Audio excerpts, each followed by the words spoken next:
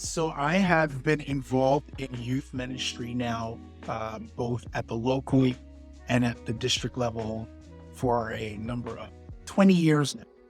Uh, this is my first year as youth pastor, and previous to that, I've served as youth president here for a number of years, I guess 5 or so years prior to that. So it's been a joy just working with our young people. I'm living the dream.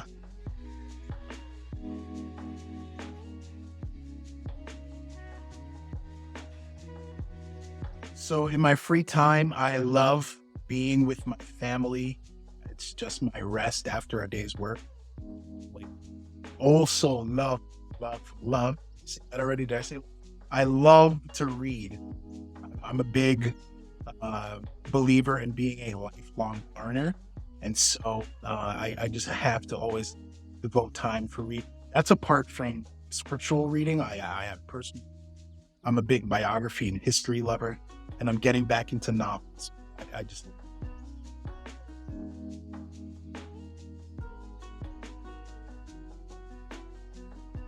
wow. So I would one piece of advice I would tell my younger self. I tell my younger self a couple of things. Number one, don't be so hard on yourself, because the Lord just has a way of working things out. And I remember being that young person who was frustrated, not knowing what to do next. Where should I turn? So just trust God is what I tell my younger self, and let Him unfold the saga. I'd also tell my younger self to be on time.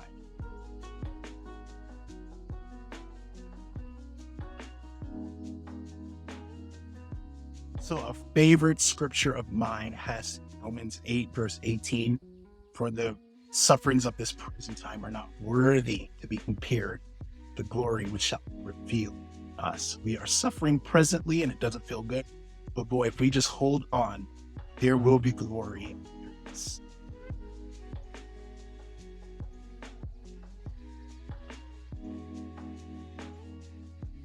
So I think I would probably do something entrepreneurial. I, uh, I grew up in a family business. I would be working and having involvement with that. Uh, Also, as I mentioned before, I'm an advocate of reading, and some way, somehow, I would try to start a foundation to promote literacy, especially in inner city communities across New York City, in the greater New York metropolitan area, because I believe that if our youth are reading, they are setting themselves up for great success in their later lives. Uh, just try to find a way to make reading for them. So I guess I'd start some sort of foundation partner.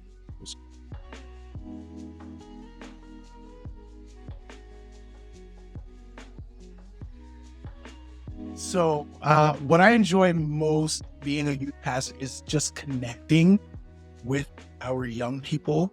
I love the people I work with, especially in our committee, helping to develop them. I learn from them, I believe, as much as they could learn from me. So I love collaboration with people. I am a people person, and I love interacting with people and just sharing, helping them, if not to be their best selves, at least be great for God. That's what I really enjoy.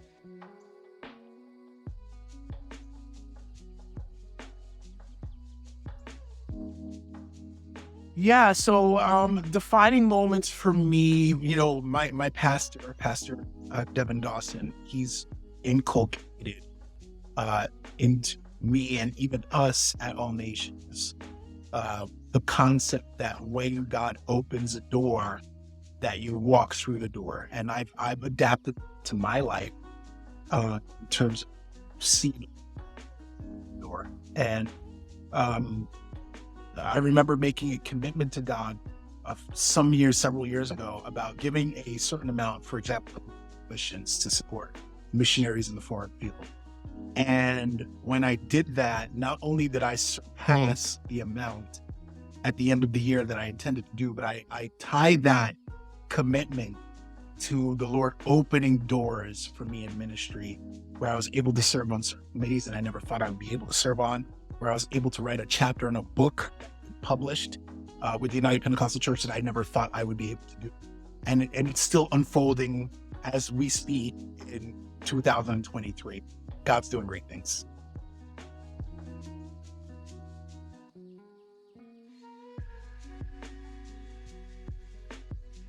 When all is said and done, I want to be remembered primarily as a Christian. I want to be remembered as someone who loved people, never made anyone feel small when he was around, and was someone who always tried to motivate you to be your best and to do your best, not only for yourself. If I do that, I think I would, well.